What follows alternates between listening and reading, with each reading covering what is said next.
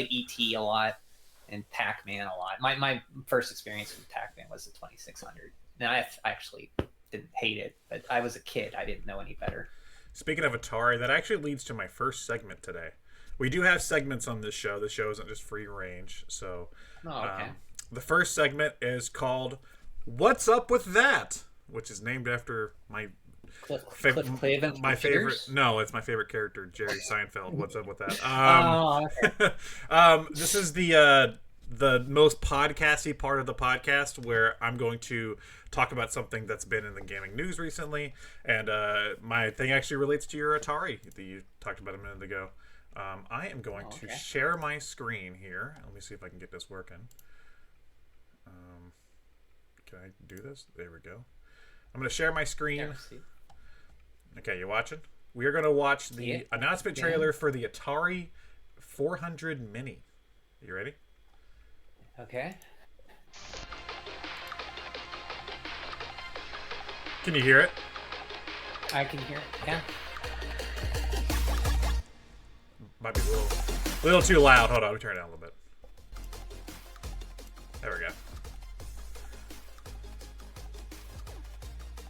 Did you hear about this thing?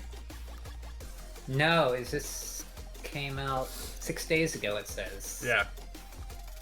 It looks like an Atari 800 computer. Yeah, it's a mini console. Okay, hold on, let me pause it. It has 25 retro games, miniaturized classic console, authentic design, whatever, it's fine. Fun for all ages, whatever. But there's an interesting aspect to it. Hold on. Compatible with... okay, it's compatible with Atari 400, 800. Oh, hold on. Okay. Does the 800 PC? But not the cartridges. Hold on. XL and XE 5200. Oh, okay. You can load games from those systems onto a flash drive and plug it into the front and play them that way too. You load them from so you can get the ROMs on the internet on the flash drive. They let you do that. That's pretty cool. Yeah, and it has four slots for controllers. So tiny, whatever.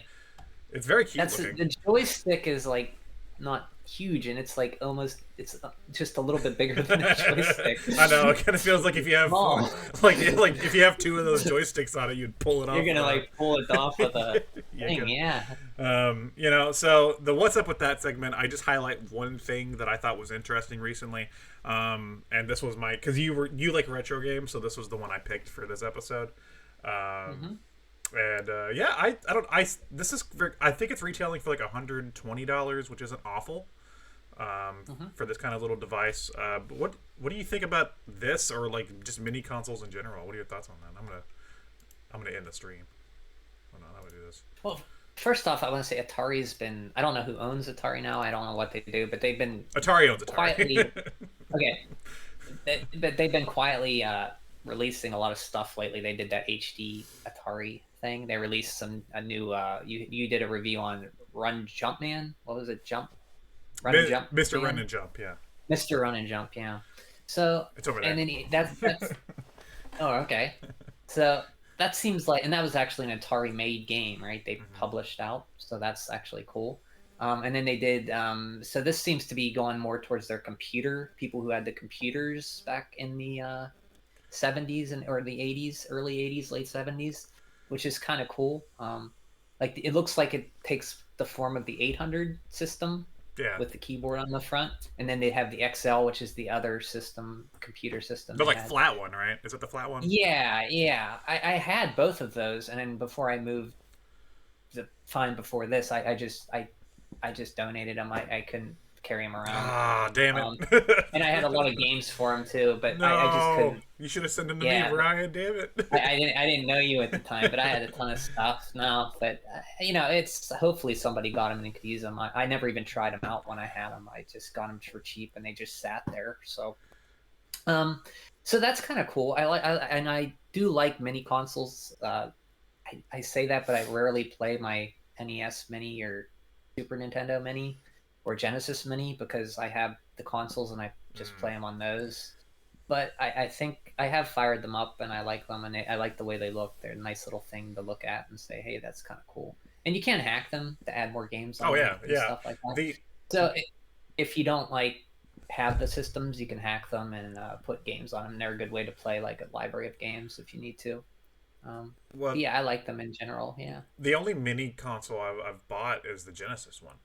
I bought that when it came Oh. out. I didn't buy the NES or Super Nintendo mainly because like both of those libraries, I felt like I already had ways to play a lot of the games and stuff. Hmm. But I'm also a hypocrite because the Genesis one came out and I was like, holy shit, I'll buy it to play Mega Man: The Wily Wars. Yeah, I was Oh yeah, like, that's right. I should fire that because Wily Wars is on that one, right? Yeah. but that's Or is that the, yeah. that one. I also modded it pretty easily and just put a shit ton of Genesis games. And I have a couple of these, but I have the 8-bit do, which is the M30 controller, which is wireless. Yeah. So Is that, yeah, yeah. yeah. So I just keep the Genesis Mini on my big TV in the living room with this thing. So if I want to play Genesis games, I have like a wireless way to play Genesis games with an actual like wireless, Genesis controller, and That's cool. it's That's a nice handy. looking controller. Yeah, Mhm. it's cool for that. Um, but overall, I haven't bought into the mini console stuff as much. Mhm. The Atari products they've released recently, I've been interested in and have bought some. I have the VCS, of course. I talked about that last year, and Yeah. I was actually playing that today. Yeah, that was the one I was thinking of. And Yeah. then the 2600 Plus was interesting because that actually played cartridges, and that played 2600 and 7800. And it seems like this thing's gonna do everything else. It doesn't play the cartridges, but it seems like it's like, well, everything else is on this mini console. So all the home computer, and then they're like, yeah, 5200 can go there. We just put it there. They just put it there and put it away, like put them back in the corner, like Yeah, and the fact that you can add stuff is interesting. I wonder if they're gonna like sell ROMs, like sell like digital games you can download and put onto. I don't know. That's weird. It's a It's weird idea. possible they could do something like I have the Neo Geo X Gold, which Oh, they sold cartridges for that a while ago. SNK sold it for which one those. is that one? I know Neo Geo's done a lot of those little Uh, devices. it's well, this was the one that came out around 2015, and it looks like a Neo Geo MVS, Oh, okay. AES, and it has like the recreated joystick. Yeah, And I then think they I know sold which them one on. you're talking It was about. like a Switch before a Switch. It opened it up, and you could put the handheld that looked like a Game Boy Advance or something. It's about that size. Yeah, I You put remember. it in this dock, and you could output to the TV. Um, and it's pretty cool. I mean, the scaling on it isn't great because this was before everybody went all crazy with like you got to have integer scaling and all this stuff, and everybody like now people know all about scaling and stuff. I guess companies didn't really care as much then, or SNK didn't put as much thought into the scaling, so it looks kind of fuzzy.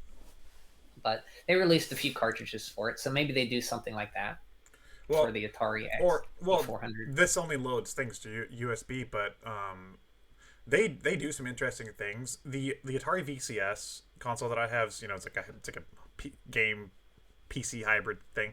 Um, they've actually made because like in order to use the PC side of that thing, you have to like load up Linux or Windows on Mhm. another like a flash drive or like an external hard drive, and then do it that way, which I haven't done. But they actually sell like a official Atari PC mode USB on their website to actually do that. So I'm curious if like they would just sell like a USB, like here's a USB with a bunch of games or something. I don't know. It's just it's an interesting I, idea.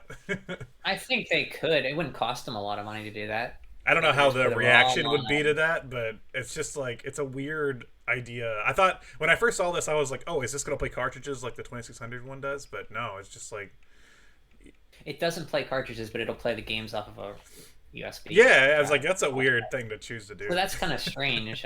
Yeah, it is kind of strange. I guess they figured since it's 5200 it plays, they're like, well, who actually has nostalgia for the 5200? Yeah, who I mean, cares? there's somebody out there who does, but so the 5200,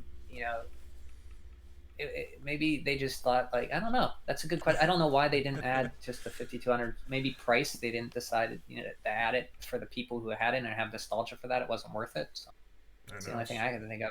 Like if it was a 2600 thing, they definitely would have did that because everybody had a 2600. All I Just know seems is like that everybody had a I 2600. I think the idea of it is that I think they know that everybody that buys these mini consoles, like in the NES, the Super Nintendo, the Genesis, even the PlayStation one, a lot of people buy them just to do that, just to put games on it. So maybe they were like, you could just do it. Yeah. We don't care. Yeah, we'll cut them off at the pass and do that. It's like, yeah, just do that. Yeah. Yeah. That's pretty cool. I mean, Atari, they seem to be doing other stuff, and I mean, this isn't be something I would buy because I have, my Atari. When I play Atari, I like to play it on a CRT with like composite with. Oh yeah, fuzzy. Because yeah, I like to have that feeling of shittiness. Sorry, crappiness. No, you like the authenticity. Yeah. Yes.